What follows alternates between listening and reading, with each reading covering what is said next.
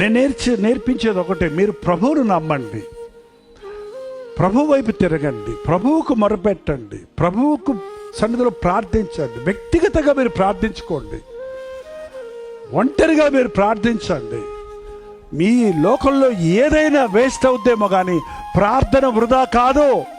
నువ్వు స్పెండ్ చేసిన నీ టైం అంతా ఎక్కడైనా వృధా, కానీ దేవుని సన్నిధిలో గడిపిన ప్రతి క్షణం నీకెంతో మేలు, నీకెంతో దీవెన.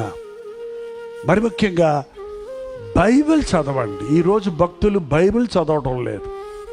బైబిల్ చదివితే దేవునితో మాట్లాడతాడు. నువ్వు ప్రార్థన చేస్తున్నప్పుడు దేవునితో నువ్వు మాట్లాడుకుంటున్నావు.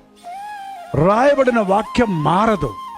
ఆకాశము భూమి గతించును కానీ నా మాట నిరంతరము నిలుచును అన్నాడు. కాబట్టి ఈ రోజున ఒక తీర్మానం చేసుకోండి. రోజు 3 అధ్యాయాలు, ఆదివారం 5 అధ్యాయాలు, లేదా రోజు 4 అధ్యాయాలు చదవండి.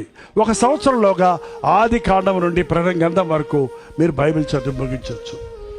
వ్యక్తిగతంగా చదువుకోవటం, మోకాళ్ళ మీద బైబిల్ చదవటం ఉత్తమం ఏంటండి. మోకాళ్ళ ప్రార్థన, మోకాళ్ళ బైబిల్ పఠనం చదివిన వారందరూ స్థిరమైన భక్తి కలిగిన వారుగా ఉన్నారు. నా జీవితంలో నేను ఎమడకాలంలో నేర్చుకున్నా మోకరించి ప్రార్థించటం. ఇప్పుడు కూడా నేను మోకరించగలుగుతా, ఇప్పుడు కూడా నేను మోకరించి ప్రార్థించుకుంటా. ఇప్పుడు కూడా మోకాళ్ళు నొప్పి ఏందో అని చెప్తారండి, మోకాళ్ళు నిలవలేకపోతున్నాం. సడలైన మోకాళ్ళను బలపరచమన్నాడు. ఆ బలం ఎక్కడుందంటే యెహోవా యందు ఆనందించటం వల్ల నీవు నూతన బలమో పొందుకుంటావు.